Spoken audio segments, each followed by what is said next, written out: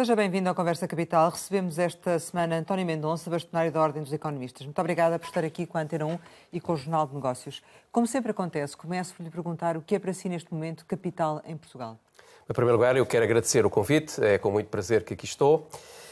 A questão, enfim, pode ser abordada sob vários prismas, não é? Porque nós podemos dizer que capital, para já, é algo que é importante, que é fundamental, que é decisivo. Como economista, tenho tendência a ver capital no sentido daquilo que é fundamental em termos de investimento, quer do ponto de vista privado, das empresas, quer também do ponto de vista público, não é? Porque também há, naturalmente, empresas públicas, há capital público. E, portanto, é tudo aquilo que permite contribuir para o crescimento económico e, portanto, desse ponto de vista é decisivo. Naturalmente que há vários problemas relacionados com o capital, designadamente as questões do financiamento, da subcapitalização das empresas, são problemas estruturais da nossa economia que importa resolver, mas direi que o capital é algo de essencial, enfim, do ponto de vista económico, não é? Do ponto de vista económico é fundamental para assegurar a continuidade e a sustentabilidade do crescimento. E já teremos certamente também a oportunidade de falar um pouco mais em pormenor sobre essa questão do capital e da capitalização das empresas. Queria lhe perguntar, no entanto, o seguinte: a Comissão Europeia fez uma revisão em alta esta semana da previsão para o crescimento económico de Portugal para os 5,8%. Portugal será o país da União Europeia que mais vai crescer.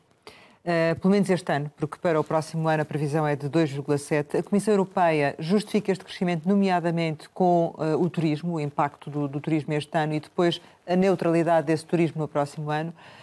Encontra também no turismo a justificação para este crescimento ou não? Bem, em primeiro lugar, tudo o que seja previsão no atual contexto que nós estamos a atravessar, por várias razões, tem que ser sempre envolto, enfim, em algum cuidado e em alguma incerteza.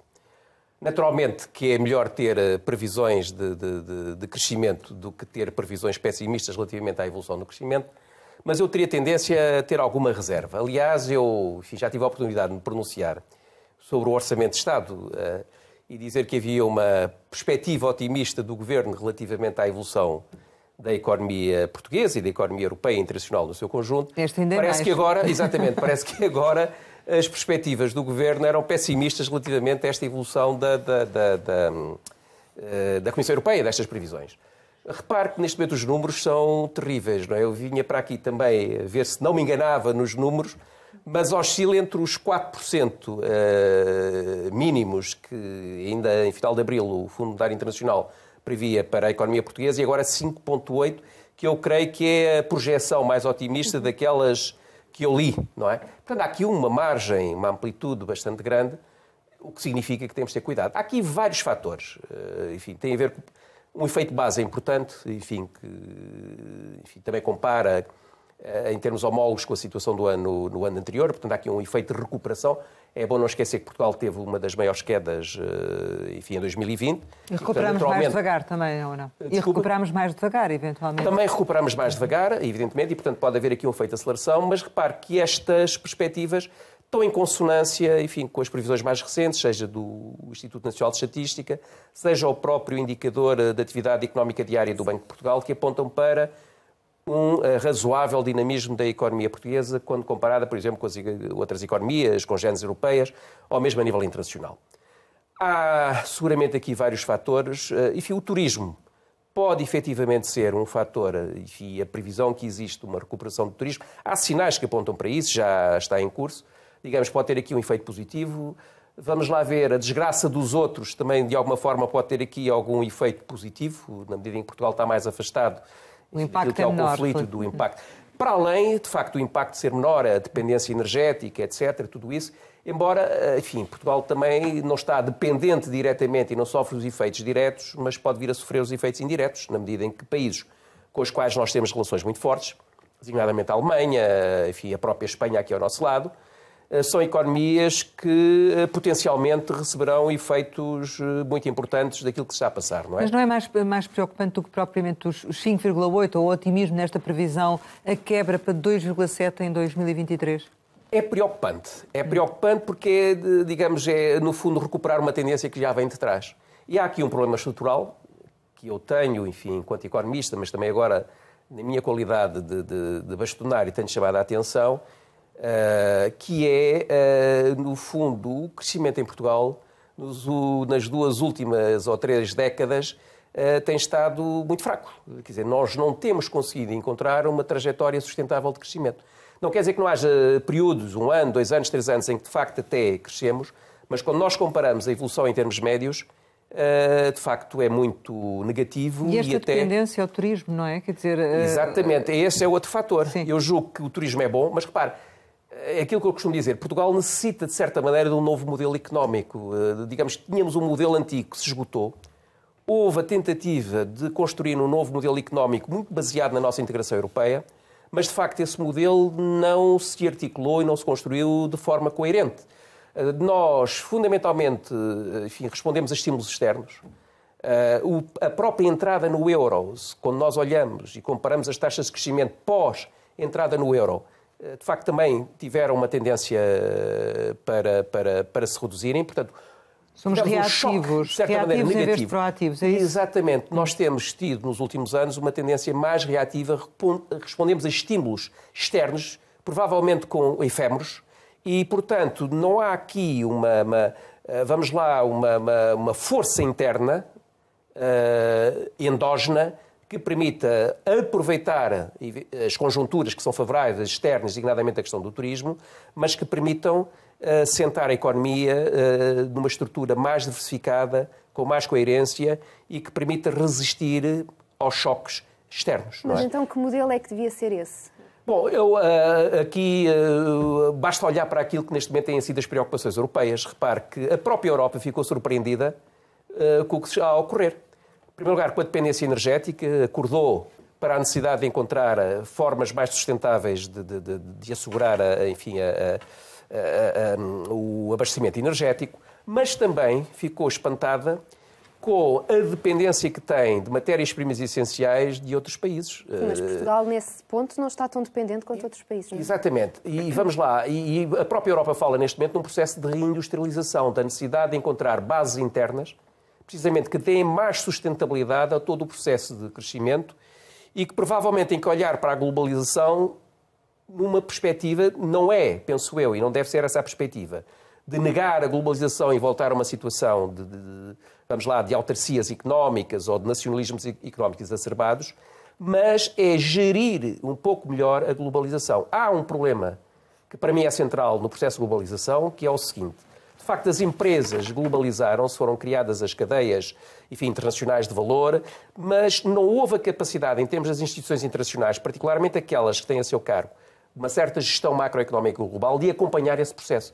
E, portanto, há aqui, vamos lá, uma falha que é necessário encontrar também a nível internacional a capacidade, digamos, de gerir, de regular este próprio processo de globalização, de maneira que todos possam tirar vantagens desse processo.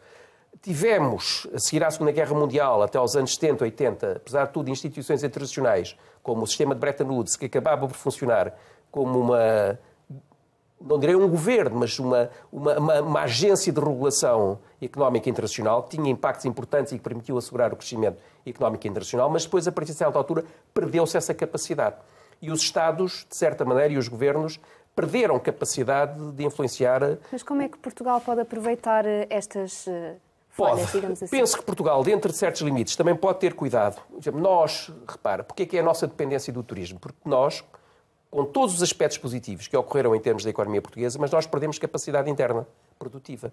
Nós tínhamos determinadas indústrias que, de facto, desapareceram. Repara, até ainda recentemente houve uma cerimónia de inauguração de umas carruagens que foram compradas à Espanha e que foram restauradas em Portugal e para no fundo, fornecer os caminhos de ferro portugueses. Mas nós chegámos a ter capacidade de produzir carruagens e outros aspectos, digamos, do setor ferroviário internamente. As carruagens do metro, da própria CP, etc., eram produzidas aqui internamente. Tínhamos capacidade industrial. E nós perdemos muita capacidade industrial. Naquela ideia, e que foi, enfim, nos anos 80, 90, aquela ideia de que nós tínhamos que abrir a economia, enfim, no fundo, ajustarmos às regras da competitividade internacional. E eu penso que isso era positivo. Mas na ideia que havia uma destruição criativa, Em muitos domínios houve uma destruição, mas não foi tão criativa assim. Mas não houve substituto? Não houve substitutos. Nem as empresas de base tecnológica? Não, há empresas, como é óbvio, quando eu estou a dizer isto, não quer dizer que não haja aspectos positivos e houve transformações, de facto, muito importantes. Mas repare que a dependência... Portugal evoluiu para uma economia de serviços. Mas o que é que Portugal tem que fazer? Tem que voltar a apostar nesse tipo de indústrias ou tem que procurar outras? Tem que reequacionar uma certa reindustrialização, tem que, do meu ponto de vista, reequacionar alguma capacidade de sustentabilidade interna. É óbvio, não é reproduzir ou não é recuperar indústrias que neste momento já estão ultrapassadas. E também nós perdemos capacidades, digamos, perdemos know-how. Portanto, não adianta olhar para o passado, vamos reconstruir o que estava. Não, é olhar para aquilo que existe, apostar, de facto, naquilo que são as grandes tendências. E, no caso português, nós não podemos pensar que uma economia da nossa dimensão pode ser completamente, digamos, autossustentável. Não é? Nós estamos na zona euro, estamos na União Europeia e é importante que a própria zona euro e a União Europeia também pense em termos macroeconómicos e digamos que nós temos que beneficiar também do próprio processo em que, neste momento, a própria Europa está a olhar para si própria para encontrar, digamos, coerência produtiva, coerência macroeconómica e, desse ponto de vista, Portugal deve ser um ativo participante neste processo. O Ministro da Economia já olhou para o país, antes mesmo de ser Ministro, já fez um retrato daqueles que seriam os setores a desenvolver, olhando para esse trabalho que foi feito e concorda com ele, é por aí o caminho, é por aí o futuro? Vamos lá, eu concordo, acho que o trabalho dele, o diagnóstico que ele fez é seguramente muito interessante, tem contributos muito importantes, noutros aspectos, enfim, é uma sistematização de muitas análises, muitos diagnósticos já tinham sido feitos, mas repare, eu acho que é importante construir, é avançar, é concretizar, e voltamos à questão do capital. É importante mobilizar capital interno e externo, também ter capacidade de atrair investimentos externos. Aquilo que eu lhe pergunto é se esse é o caminho, ou seja, se a estratégia está definida. Há estratégia ou não há estratégia? Não sei se a estratégia está definida. Essa é a minha dúvida, não é? Não sei se a estratégia está claramente definida. Portanto, eu tenho algumas dúvidas relativamente a existir, efetivamente, uma estratégia no que diz respeito à tal construção de um modelo económico alternativo que eu estava a falar. Não sei, tenho algumas dúvidas. E repare, há um exemplo sempre que eu costumo utilizar nesta matéria, que é o novo aeroporto de Lisboa, não é? Há 60 anos que andamos a discutir o novo aeroporto de Lisboa. E até agora não se conseguiu, enfim, ainda chegar a consenso relativamente à sua localização. Enfim, isso é revelador da incapacidade de construir uma estratégia, que eu penso que uma estratégia para a economia portuguesa a médio e a longo prazo independe de quem está no governo numa determinada conjuntura. Acho que tem que haver aqui um largo consenso. E era isso que eu lhe perguntava, é se este governo, efetivamente, sendo um governo de maioria absoluta, se terá a possibilidade de fazer isso mesmo, de criar essa estratégia e de deixar ficar essa marca para o futuro. Tem condições, o facto de ter a maioria absoluta, à partida dá-lhe condições boas para fazer isso. Agora, eu penso que a maioria absoluta não deve impedir aquilo que eu disse há pouco. Acho que esta estratégia para a economia deve ser consensual, porque hoje o governo tem maioria absoluta, mas amanhã podem estar, enfim, pode estar um governo de outra cor política e que importa continuar a estratégia. Independe, na minha opinião, enfim, dos partidos. Aliás, isto é também característico, enfim, eu já tive responsabilidades governativas e passei um pouco por essa situação, que é o seguinte, mudam os governos, mudam os ministros, muda às vezes praticamente tudo e mesmo às vezes quando muda dentro do próprio governo do ministro, apesar de ser da mesma cor política, também há tendência para fazer as coisas de forma diferente. Então acha que era vantajoso haver um consenso ou um acordo entre os dois maiores partidos? Acho, entre os dois maiores partidos, até quem se quiser juntar. E não apenas em termos de partidos, mas as próprias forças sociais, que devia haver um pacto social para o crescimento. Digamos, nós deveríamos ter a capacidade de construir, e o Governo pode ter essa capacidade na medida em que tem maioria absoluta e tem, enfim, a autoridade que lhe é dada pelos últimos resultados eleitorais, para dinamizar um processo de criação de uma espécie de um pacto social para o crescimento. Acho que o país precisa disso. E que, no fundo, consubstancia aqui uma estratégia de médio e longo prazo que possa ser concretizada por governos de diferentes, enfim, de diferentes composições, mas não se pode, estamos a falar de uma certa ausência estratégica, mas pior que a ausência estratégica é a ausência de coerência estratégica. Estar sempre a mudar as coisas, acho que o país não se pode dar a esse luxo. Mas isso tem acontecido? Tem muito acontecido, tem. Por exemplo, olha, do ponto de vista das comunicações, das infraestruturas, das relações internacionais, ainda não conseguimos ter uma posição coerente relativamente à articulação com a Europa, com a Espanha em primeiro lugar, não é? Portanto, é inadmissível que ainda não tenhamos uma alternativa que não seja aérea para ligar duas capitais importantes da Península Ibérica, como é Lisboa e Madrid, não é? Então, tem havido muito tempo perdido, é isso? Tem, eu julgo que tem havido muito tempo perdido. E tem havido muito tempo perdido, tem a haver muita hesitação. É óbvio que pode haver aqui explicações de natureza conjuntural, a crise que o país atravessa, etc. Mas repare que coerência estratégica, investimentos nesse sentido, podem ser importantes até para dar sustentabilidade ao próprio processo de crescimento. Recordo-me situações a dizer que as empresas estão todas orientadas porque o contexto é as perspectivas são e de repente muda tudo. Repare, é um desperdício de recursos, de investimento. Vá lá que, no caso português, as empresas portuguesas até tiveram muita capacidade de ir para o estrangeiro, de se afirmar e de ter grandes sucessos, etc. Mas tem que haver coerência e repare que a confiança é uma coisa que não basta dizer vamos gerar confiança, é preciso ações concretas no sentido de gerar precisamente essa confiança para que os investidores internos e externos possam fazer as suas opções. A pandemia, não, do seu ponto de vista, não é justificação ou é uma má justificação para o que não tem efetivamente acontecido? Sim, eu não vou negar que a pandemia não tenha tido efeitos, como é óbvio, teve aqui, teve em todo lado, mas eu acho que é algo que transcende aquilo que foi a pandemia e os efeitos da pandemia, não é? Portanto, porque no caso da pandemia também é importante não esquecer que nós tivemos a crise de 2008-2009, não é? E quando se deu a pandemia, nós ainda não tínhamos recuperado completamente da crise de 2008-2009, portanto há aqui uma sucessão de acontecimentos terríveis, mas para todos, não é? Portanto, desse ponto de vista, o choque foi simétrico, não é? Atingiu todos, embora evidentemente de modo diferente, tendo em conta as próprias características da economia. Mas eu acho que não é... É um fator que ajuda a explicar, que pode explicar, mas não é o fator decisivo. Acho que vem de trás, vem provavelmente de uma incapacidade de aproveitar o próprio processo de integração económica. Nós tivemos tendência para reagir no imediato. Aliás, é curioso, enfim, quem faça uma análise de longo prazo daquilo que foi o crescimento da economia portuguesa, nós verificamos que há ali um período em que a economia portuguesa até cresce bem, não é? E aquele período que é imediatamente a seguir a adesão às comunidades, não é?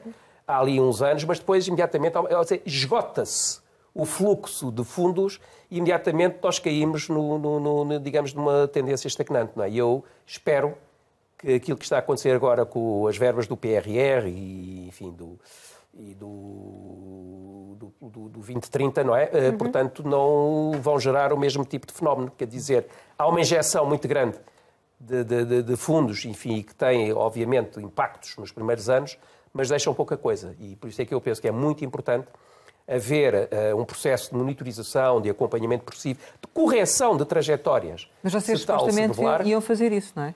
Exatamente. E estão a fazer ou não? Não, nós ainda estamos, digamos, a iniciar o processo. Estamos a fazer. Repare que nós já tivemos uma conferência, uma das primeiras coisas que nós fizemos foi uma conferência sobre o crescimento económico, e, enfim, teve impacto e permitiu, enfim, começar a refletir.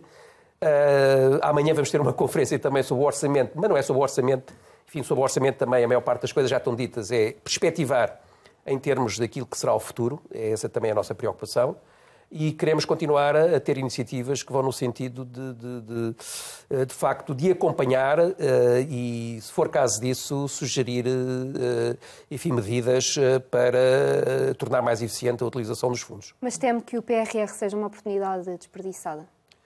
Não, acho que ainda é cedo para dizer isso, não é? Portanto, acho que para já é muito dinheiro que se perspectiva nos próximos anos. Já se sabe que o primeiro ano que... Sim, os últimos dados revelam que pelo menos em 2021, enfim, fica muito aquém daquilo que se esperava, não é?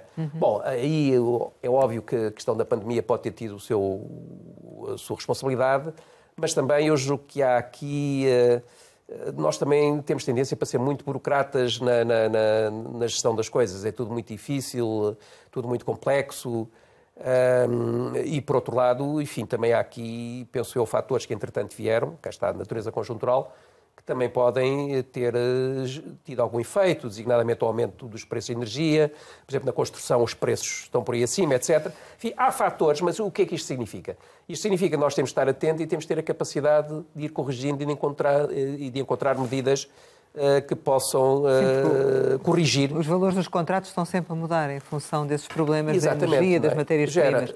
Agora, o que eu gostava de perceber é como é que vocês vão, efetivamente, tentar controlar este PRR. O que é que vão fazer? Não é controlar, vamos lá ver. Nós não nos pretendemos substituir, como é óbvio, ao Governo e, enfim, aos responsáveis, mas nós já estamos a trabalhar em termos da criação de um grupo de trabalho para estudar formas mais concretas de acompanhar.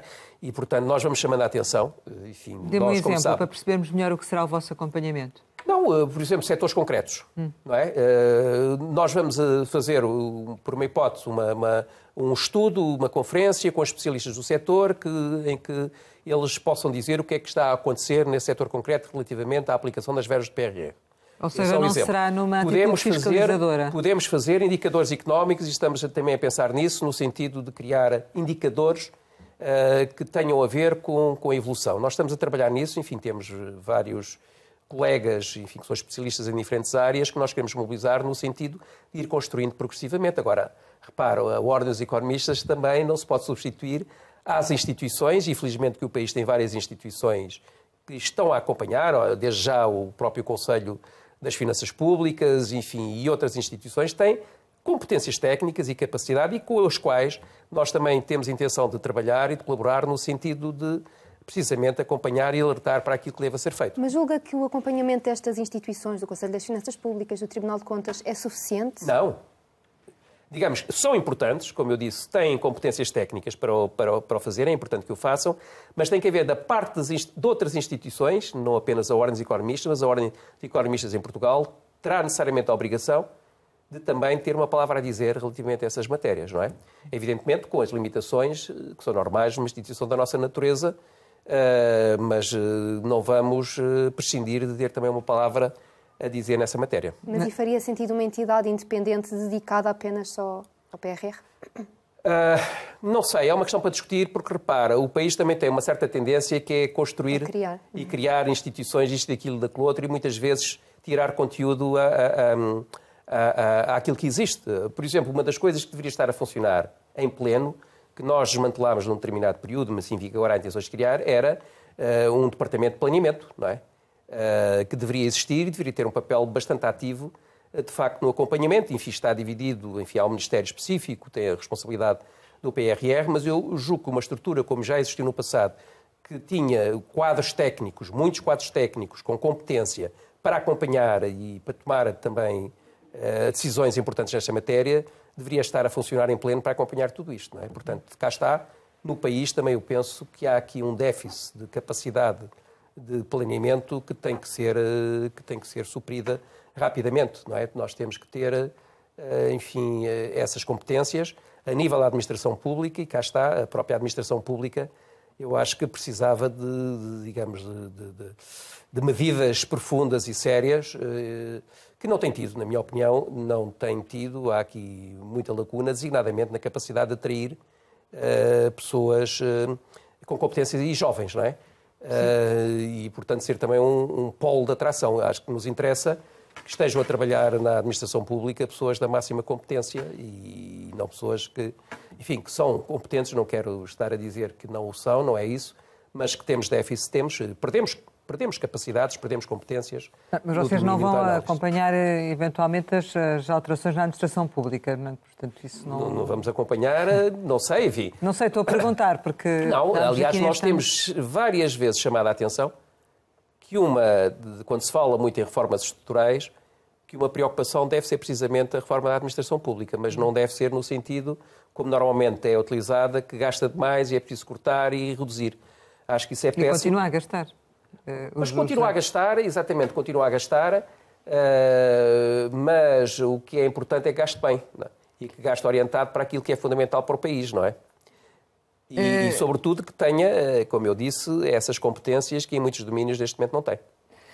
Provavelmente já voltaremos a falar novamente da administração pública, mas ainda relativamente à vossa ação, eu gostaria de saber se farão o mesmo também para o PT 2030, ou seja, relativamente aos fundos comunitários.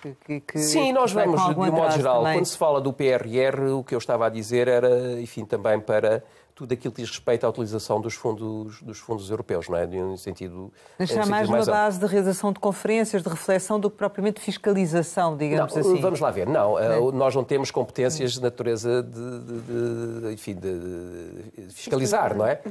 E, portanto, a nossa preocupação é de exercer influência, de chamar a atenção, mas nós não nos substituímos às instituições competentes nesta matéria. Relativamente ainda à questão, e regressando um bocadinho aqui ao início da nossa conversa, quando falámos do crescimento económico, olhando realmente para estes números de Bruxelas, parece que Portugal não está a sentir a inflação, não está a sentir o preço da energia, não está a sentir os custos da matéria-prima. Ficamos assim, parece que os números não traduzem a realidade. Qual é a interpretação disto? É verdade, há uma certa surpresa que tem a ver que, de facto, enfim, quando nós falamos com as pessoas, empresários, eles chamam a atenção, enfim, para as dificuldades em arranjar funcionários, em deparar-se com os custos que estão ligados à atividade produtiva, etc. Enfim, corresponde a algum sentimento de um dinamismo económico com dificuldades, efetivamente, mas, de facto, há aqui, claramente, como eu disse há pouco no início, não é? Eu considerava, numa primeira análise, o enquadramento macroeconómico do orçamento apresentado pelo Governo otimista e, eventualmente, não tinha em conta todos os impactos. Estes números parece virem dar razão, não é? Mas isso significa que também estão a ser tomadas as medidas certas para evitar esse impacto ou não? Vamos lá. Eu julgo que as medidas que estão a ser tomadas são medidas importantes, sobretudo têm atenção, enfim, alguns setores que, eventualmente, sofrem mais os impactos. Enfim, os setores mais desfavorecidos, atacar um pouco a questão dos preços da energia, mas eu julgo que, enfim, seguramente que vai ser necessário mais medidas, não é? Seguramente vai ser necessário mais medidas. A que nível? A todos os níveis, mas vamos lá ver, eu acho que nós devíamos estar preparados, e talvez essa tenha sido a estratégia do Governo, quando apresenta números para o orçamento, que são números muito positivos, designadamente aproveitando os resultados positivos, quer do ano anterior, da redução do déficit, quer mesmo até de 2019, em que o país registrou o primeiro excedente orçamental em democracia, não é? Como dizia o professor Mário Centeno, quando era Ministro das Finanças, não é? O déficit previsto de 1,9 para este ano, creio que ainda são esses os números que mantém. Talvez o Governo queira capitalizar e queira aproveitar um pouco para ter autoridade em termos europeus para, enfim, quando se tratar da Europa no seu conjunto, encontrar respostas, isto partindo, enfim, construindo o cenário mais pessimista de evolução da economia europeia, que haja mais mão de obra do Governo para participar. Reparem que nós agora estamos em condições de reivindicar na medida em que nós próprios assumimos claramente medidas de contenção, enfim, de não derrapar em matéria orçamental. Mas esse é o discurso também agora do Ministro, não é? Do novo Exatamente. Ministro. Mas repara, é que nós não sabemos exatamente o que é que isto tudo vai dar, não é? E, portanto, temos que jogar com incerteza. E é importante estarmos preparados para a necessidade de haver medidas de ataque aos problemas económicos e aos efeitos da guerra a nível europeu. Penso que tem que ser algo conjugado a nível europeu. Eu julgo que Portugal não tem capacidade sozinho para responder a essas... de contenção de preços da energia, principalmente. Por exemplo, acho que tem que haver, porque, enfim, a subida dos preços da energia, neste momento, não é provocada por fatores idênticos ao que já foi noutras épocas. Tem a ver especificamente com aquilo que foi a recuperação, enfim, pós-Covid, com os estrangulamentos do lado da oferta, com as dificuldades da logística internacional, com ações de cartelização, é importante. Quando nós olhamos para os lucros de certas empresas internacionais, nós vemos que dispararam em muitos domínios e, portanto, também tem que haver aqui atenção a esse aspecto. Portanto, há aqui medidas mais específicas que, eventualmente, querem medidas específicas. Mas e medidas do ponto de vista nacional, para atenuar a perda de poder de compra diretamente, não julga que não serão necessárias? São medidas, eu acho que tem que ser cautelar a perda do poder de compra, evidentemente com o discernimento que deve existir, mas eu acho que deve haver aqui uma preocupação de acautelar o poder de compra e não apenas dos mais desfavorecidos. Eu acho que é importante também acautelar o poder de compra geral, até porque, repare, e depois vou falar sobre isso. Sim, que diga. Eu vou falar sobre isso, até porque, repara, nós neste momento corremos o risco e as dinâmicas internacionais das próprias exportações, do comércio internacional, se bem que os últimos dados são dados relativamente positivos em relação à evolução das exportações, pelo menos no que diz respeito à economia portuguesa, mas quando nós olhamos para aquilo que são as tendências dos últimos tempos de evolução do comércio internacional, temos que ter um pouco de atenção, porque até à crise de 2008, 2009, o comércio internacional crescia a taxas 2 a 3 vezes superiores ao crescimento do PIB, e a partir da crise de 2008, 2009, as taxas estão muito parecidas. O comércio internacional cresce a taxas muito semelhantes à do crescimento da economia internacional. Isto significa que, eventualmente, aquela ideia de que tudo está na exportação e que temos de exportar, nós temos que reequacionar isso um pouco, no sentido também temos que assegurar, há pouco, recuperando aquilo que há pouco estávamos a falar, alguma sustentabilidade interna, não é? E, portanto, a procura interna também pode ser um fator. Aliás, ela é que tem sido a responsável pela recuperação económica, não nos podemos esquecer disso. O contributo da procura externa tem sido reduzido, não é? Comparativamente à procura interna, não é? E nesse sentido faria sentido, por exemplo, reduzir o IVA, como já outros países fizeram em alguns bens essenciais? Pode. Eu acho que nós temos que olhar para o sistema fiscal de uma forma integrada. Portanto, o nosso mal tem sido, em matéria fiscal, ir sempre tomando medidas, enfim, de caráter pontual e que depois podem acabar por perder a coerência global, não é? E, portanto, eu julgo que temos que olhar, provavelmente não será agora aumento de mas devemos começar a pensar nisso.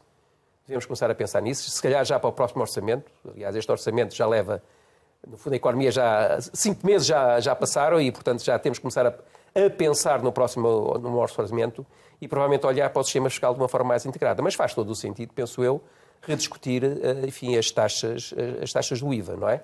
Isto numa perspectiva de médio e longo prazo que eu acho que nós temos que pensar. Até porque a receita do Estado, a maior parte, provém precisamente do IVA, Exatamente, não é? Mas eu acho que tem que ser o sistema fiscal no seu conjunto. O IVA, o IRS, o IRC, temos que olhar para isso de uma forma integrada e coerente e, sobretudo, orientado para promover o crescimento. Mas há impostos a mais?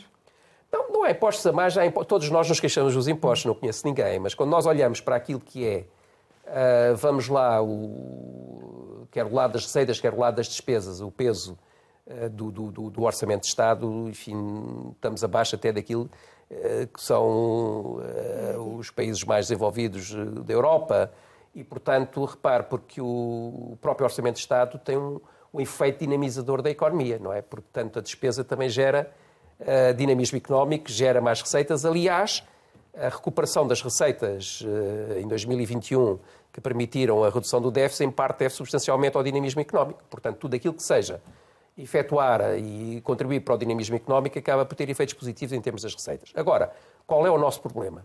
O nosso problema é que parece que é tudo rico em Portugal, não é? E, portanto, ou seja, aquilo que incide, enfim, rendimentos que são relativamente baixos, as taxas são bastante grandes, não é? E eu penso que tem que haver aqui uma revisão, e voltando àquilo que eu há pouco estava a dizer, do ponto de vista de nós temos que ter preocupação com as classes mais desfavorecidas, mas também não podemos descurar os setores, que globalmente é um conceito muito impreciso, mas que nós designamos de classes médias, possam também elas próprias beneficiar, digamos, de alívio fiscal, que é muito importante, porque elas é que são inovadoras, elas têm que ter a noção, durante os últimos anos, houve de facto aqui uma paragem em termos das perspectivas de promoção, de progressão nas carreiras, etc., de setores que são importantes do ponto de vista do consumo, portanto, do ponto de vista da despesa, mas também do ponto de vista da inovação. São os setores mais bem formados, mais qualificados, que têm que ter uma contrapartida relativamente para aquilo que dão como contributo para a economia do país. Mas acredita que há um excesso de progressividade no IRS? Desculpe? Se há um excesso de progressividade no IRS? Digamos, não teria tendência a dizer isso, teria a tendência a dizer que provavelmente as taxas mais elevadas estão ainda num patamar muito baixo, não é? Provavelmente devia-se elevar o nível de rendimento em que se aplica a taxa máxima, não é? Portanto, cá está, devia ser olhado no conjunto. Mas repare, estes estudos têm que ser feitos, não é?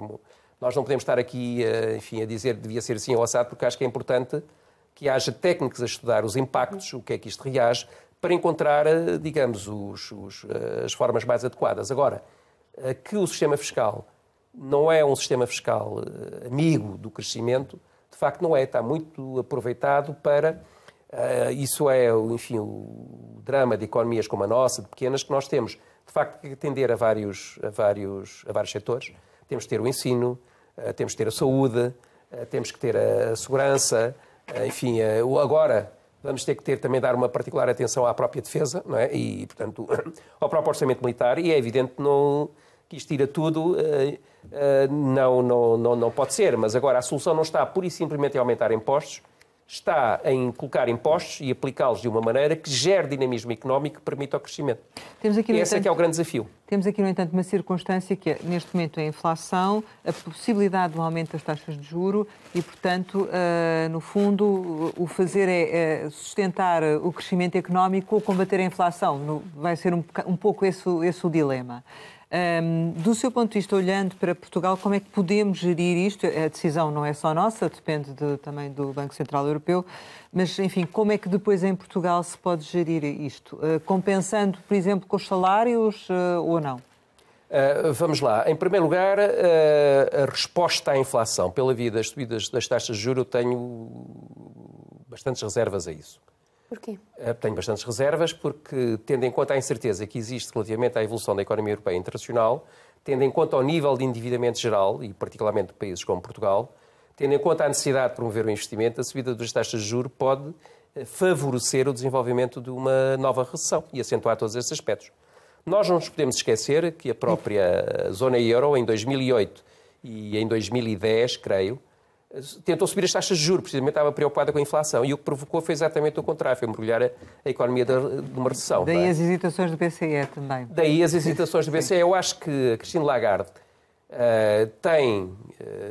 recorda-se precisamente dos efeitos que existiram, que foram efeitos extremamente negativos e particularmente Portugal sofreu bastante, enfim, com essas decisões, não é? Felizmente que veio o Mário Draghi, não é? E que alterou radicalmente a postura do BCE. Mas parece que isso agora vai mesmo acontecer, não é? Eventualmente irá mesmo acontecer. É evidente que as taxas de juros não podem estar permanentemente no nível em questão. E o Euribor já está a subir e já se está a sentir os efeitos disso, não é? Agora, exatamente, já se está a sentir os efeitos disso. E agora o que é importante é fazer isso com, vamos lá ver, não ceder a tentações e digamos que resultem da aplicação para a realidade atual de situações do passado, terem atenção a esse aspecto, mas fazer isso com algum critério e estar preparado para voltar atrás se isso se revelar, não é? Portanto, mas que preparação é que se pode ter? Não, quer dizer, eu teria tendência, digamos, ainda a protelar um pouco mais até a situação ser extremamente clara, a protelar um pouco mais, porque tentar conter a inflação com a subida das taxas de juros através de uma recessão, enfim, pode ser muito negativo então, no contexto atual. Então o que está a dizer é que a questão da subida de preços pode resolver-se por si, com o alívio da guerra?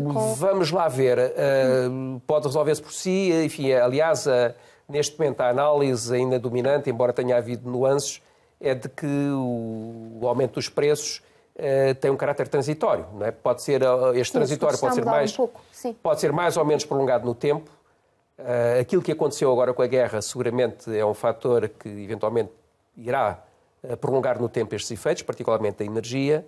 Agora, tendo em atenção quais são as raízes do problema, o que é que está na origem disso, provavelmente nós não podemos aplicar medidas standard, não é? Portanto, temos de ter a flexibilidade. Aqui eu acho que o BCE e a Christine Lagarde têm toda a razão, quando diz que tem que haver, de facto, um acompanhamento, a flexibilidade. Tem que haver também a opcionalidade, no sentido de ver várias opções que podem estar, enfim, presentes e que, no momento que for necessário, fazer as opções. Mas temos de ser extremamente flexíveis, muito pouco ortodoxos e olhar para aquilo que está a acontecer na economia sob pena. Nós temos que fazer a gestão, na minha opinião, muito dia-a-dia, acompanhar o que é que está, porque de um momento para o outro a situação pode-se alterar radicalmente, não é? O próprio quadro de confiança na Europa, não é? Eu espero. Sim. Mas faria sentido, por exemplo, o aumento dos salários para compensar a inflação? Eu julgo que faz sentido, eu acho que neste momento há margem de manobra e acho que faz todo o sentido terem atenção, não apenas aqui em Portugal, mas a nível geral ter essa perspectiva de um ajustamento salarial tendo em conta a inflação. Mas essa não é uma medida demasiado permanente? Dado que a inflação pode não ser permanente, como dizia agora mesmo? Não, porque repara, quando nós olhamos para aquilo que é a evolução do poder de compra dos portugueses em geral, nós estamos a perder poder de compra há muitos anos, não recuperamos, não é? Estamos a perder. E eu não acredito que seja sustentável para uma economia, e particularmente com a economia portuguesa, basear-se meramente nos baixos salários, não é? E, portanto, tem que haver aqui alguma capacidade de encaixar. E isso é importante para as próprias empresas, atenção, porque nós não podemos olhar aos salários apenas na perspectiva dos custos, que são custos. Porque os salários também são rendimento e são despesa, não é? E, portanto, geram também dinamismo económico que acaba por beneficiar as próprias empresas, não é? Temos que encontrar aqui equilíbrios.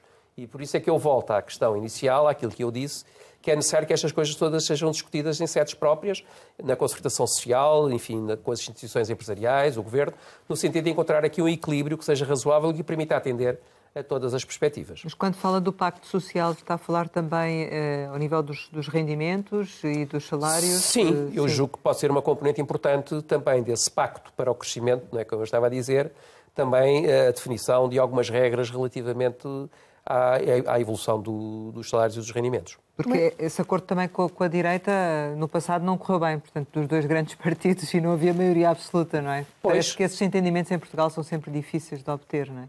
Pois são, mas repare que também muitas vezes as pessoas que estão no governo dizem uma coisa, depois estão na oposição dizem outra, não é? E isso tem-se verificado aqui também em Portugal, não é? Eu acho que o que tem que haver aqui é um apelo à responsabilidade. E, portanto, julgo que o Governo tem condições, porque tem legitimidade que lhe é dada pela maioria absoluta, mas penso que o próprio Presidente da República também pode ter um papel, chamando a atenção para a necessidade de encontrar consensos. Eu julgo que a maioria absoluta não necessariamente tem que ser fechar os ouvidos e os olhos para tudo o que está à volta. Pelo contrário, até nos dá mais autoridade, não é, para nos relacionarmos com os outros e no sentido de procurar incorporar as contribuições que eles possam dar nesta matéria. Sim, mas isto seria para definir uma estratégia de crescimento, é isso? Exatamente. Exatamente. Assentar em certos objetivos, designadamente até no domínio das infraestruturas, saber o que é o que não é prioritário, enfim, o papel dos portos, saber o que é que nós queremos de Sines, saber o que é que nós queremos relativamente ao gás, enfim, às energias renováveis, ter consensos relativamente a esses aspectos. Mas o programa do Governo não é suficientemente claro sobre isso? Não... Vamos lá ver. O programa do Governo é claro relativamente às intenções. Mais uma vez, o que eu quero é saber, e em termos práticos, como é que isso se traduz, não é? Quais são os investimentos que estão programados, onde é que eles vão ocorrer, quais são o tipo de empresas, de investimentos que têm que ser mobilizados. Enfim, eu julgo que aí acho que há alguma falta, não é? Como eu disse há pouco, há alguma falta ainda de definição e de clareza relativamente a projetos essenciais. Voltando um bocadinho atrás, há pouco quando falava da subida dos salários da função pública, vê que há margem para isso neste Orçamento do Estado e em que dimensão? Bom, há alguma margem.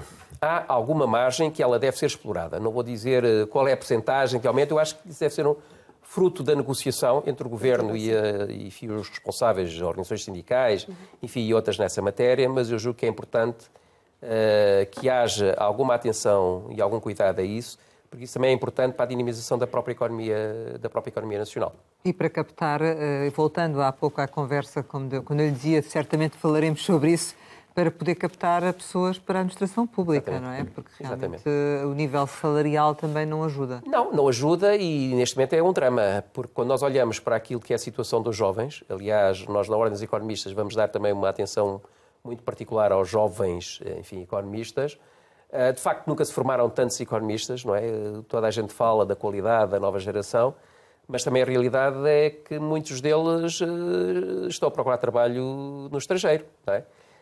E, portanto, isso é uma sangria. Nós estamos a formar para os outros depois aproveitarem. Não que, enfim, que eu tenha nada, que acho que as pessoas têm direito às suas experiências internacionais e acho que é importante, mas devem fazê-lo por opção e não propriamente por ser uma necessidade, não é? Por ser uma necessidade, devem fazê-lo por opção. E eu acho que nós devemos dar muita atenção aos jovens e, portanto, eu acho que é, não apenas dos economistas, neste momento, a situação da juventude bem formada, que é aquela que nós temos, está a ser muito maltratada em termos do mercado de trabalho, não é? E, portanto, é preciso dar atenção a esse aspecto, porque é preciso mobilizar os jovens para aquilo que há a fazer, não é? E, portanto, enfim, criar condições até para que eles possam ter confiança em termos da evolução das suas próprias carreiras. E ainda relativamente ao Orçamento do Estado, o ritmo de consolidação orçamental previsto é o correto neste momento? E neste contexto de incerteza e de guerra? Vamos lá ver. Eu julgo que aqui Portugal não tem muita margem de manobra. Portugal está na zona euro.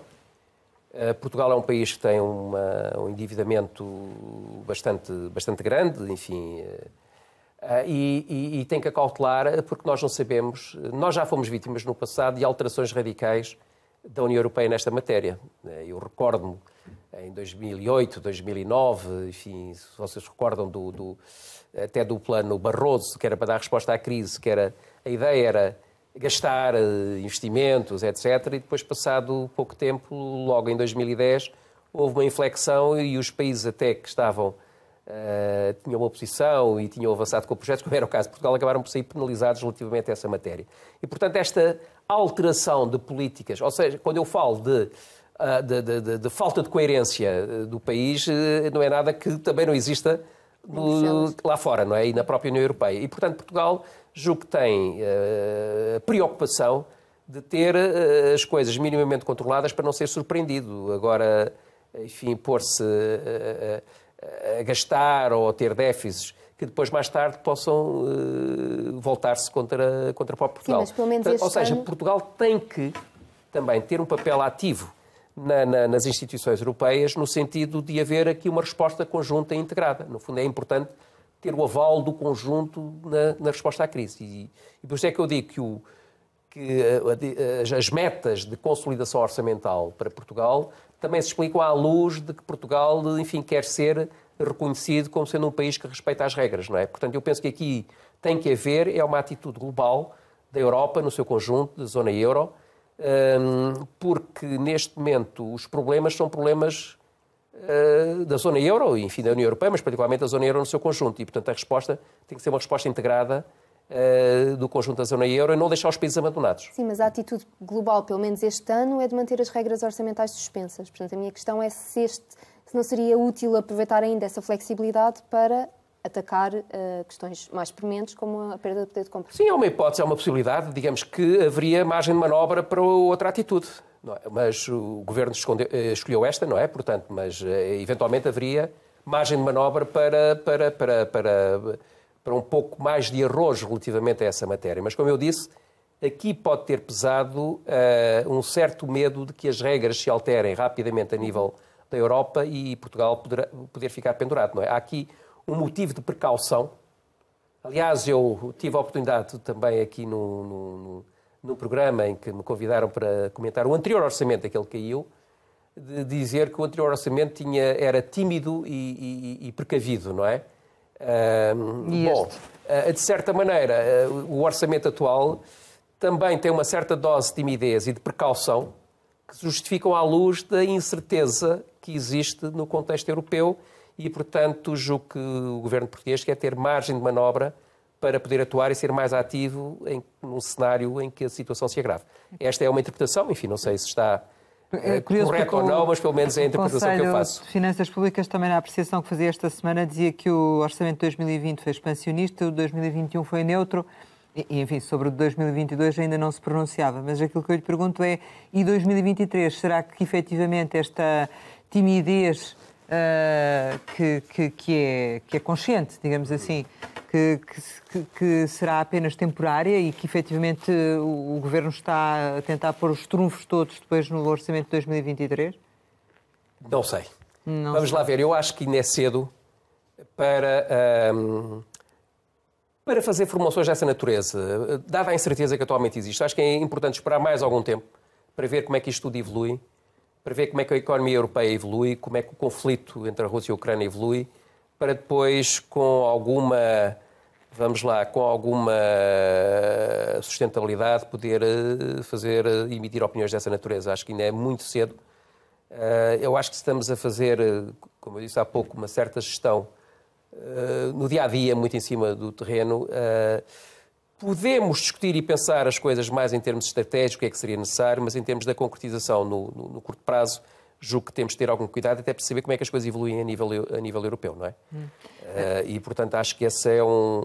Ou seja, eu acho que o governo português deve ter um papel muito importante em termos das instituições europeias e, portanto, e de gerar uma discussão relativamente à necessidade de avançar na própria integração e na consideração macroeconómica da zona euro, não é? Pode ser que a crise que nós estamos agora a atravessar, enfim, nestas coisas todas, a desgraça alheia não nos serve de consolo, mas digamos que pode ser um fator que leve a Europa a olhar para dentro de si própria e para ver a necessidade de construir uma identidade europeia, uma solidariedade europeia que tem faltado até aqui, não é? Portanto, repara, ao fim destes anos todos, o orçamento da União Europeia é uma coisa ridícula comparativamente à dimensão económica da Europa e deve haver aqui, penso eu, um reforço mais substancial enfim, do orçamento europeu, mas também, atenção, deve haver uma maior integração, designadamente aquilo que foi aberto com a crise de Covid, designadamente a emissão de dívida europeia. Acho que é algo que se deve pensar e desenvolver e, portanto, haver projetos europeus, tudo aquilo que são projetos de integração europeia, provavelmente deveriam ser financiados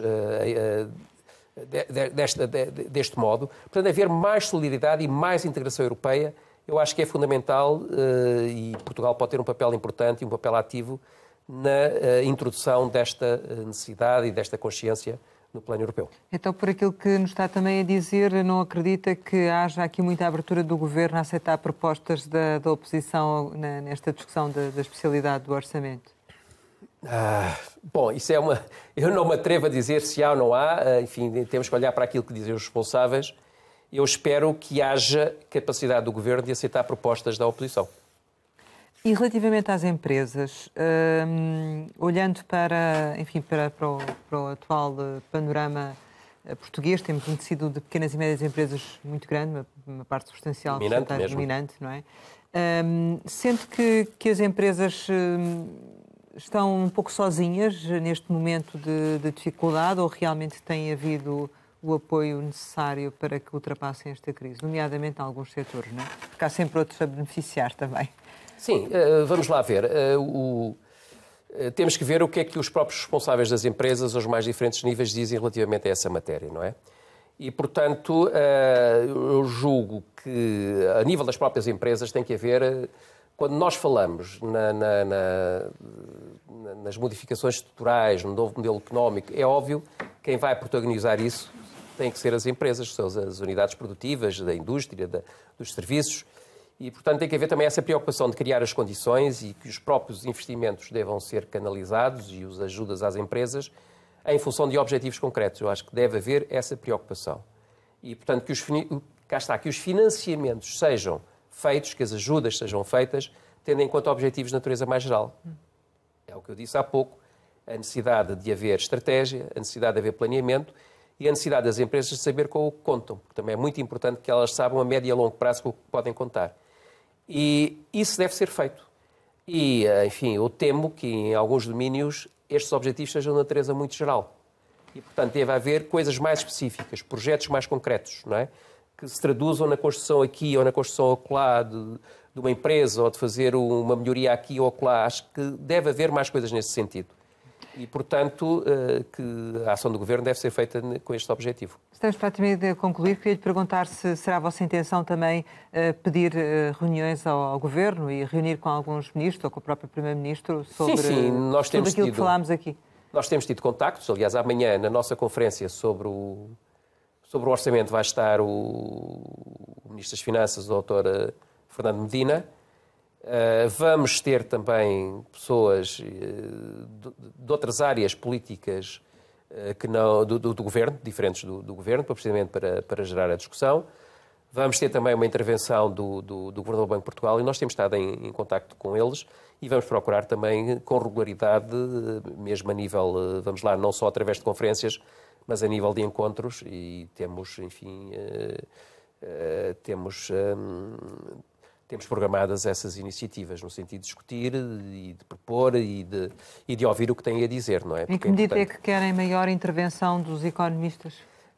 Uma razão simples. Nós, em primeiro lugar, queremos digamos, nós somos representantes de um grupo profissional, de uma classe profissional importante, particularmente no contexto que nós estamos a atravessar, economistas.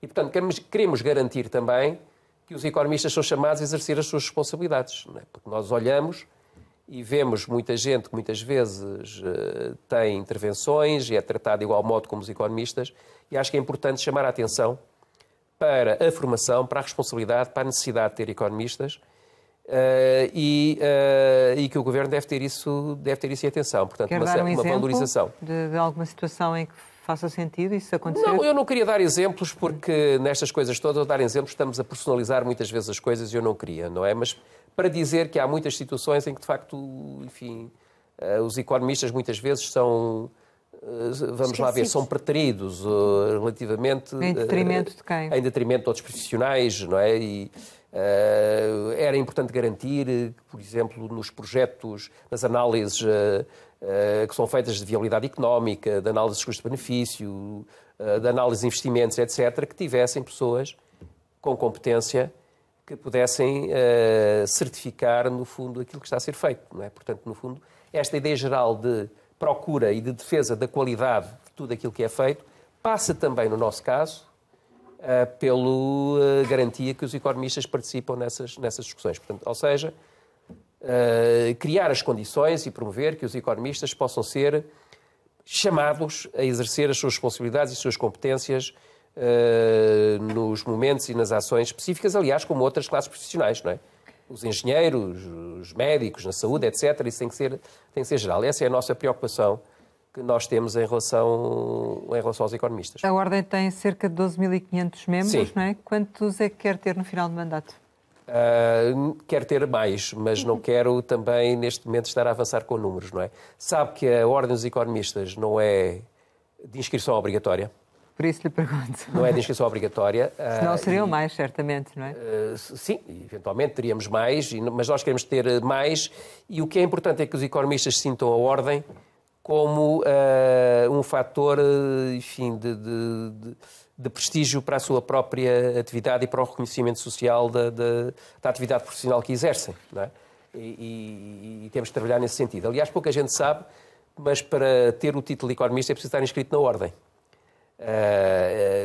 Portanto, embora não seja obrigatório, mas pode ser licenciado em Economia, enfim, mas economista é preciso estar inscrito na Ordem. Ora, há muita gente que aparece até como economista. Nós, evidentemente, não vamos estar agora a saber quem é que se intitula economista e não está inscrito na Ordem. Não é essa a nossa preocupação. A nossa preocupação é tornar a Ordem uma instituição atrativa em que os economistas se reconheçam, e quando eu falo economistas em sentido hoje em dia muito amplo, economistas, gestores, financeiros, enfim, todos aqueles que estão englobados na área das ciências económicas e empresariais, portanto, que se sintam enfim, representados na Ordem, e que a Ordem possa, relativamente aos economistas, ser uma chancela da qualidade perante a sociedade. Não é? Nós queremos, efetivamente, que a sociedade beneficie do conjunto de economistas que nós temos, que já é bastante grande, e que, enfim, têm competências próprias que podem estar ao serviço do país.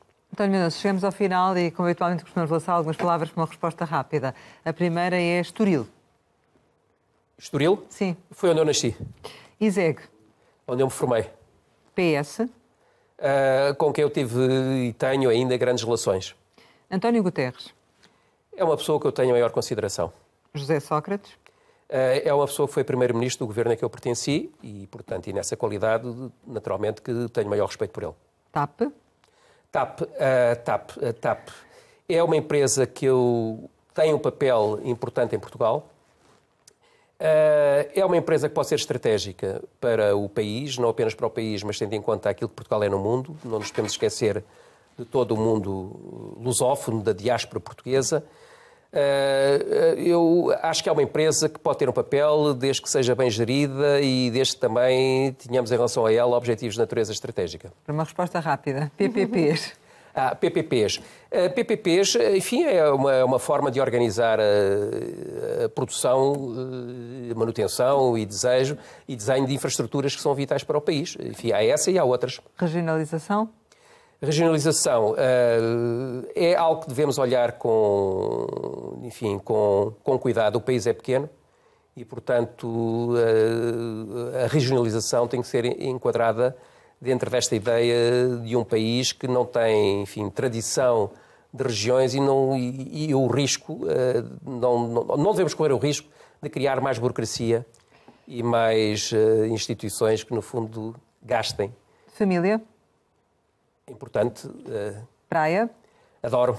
Férias? Adoro. Desporto? Adoro. Portugal? Adoro. António Mendonça, muito obrigada por ter estado aqui neste Conversa Capital. Pode rever o Conversa Capital com o bastonário da Ordem dos Economistas em www.rtp.pt. Regressamos para a semana, sempre neste e esta hora, e claro, contamos consigo.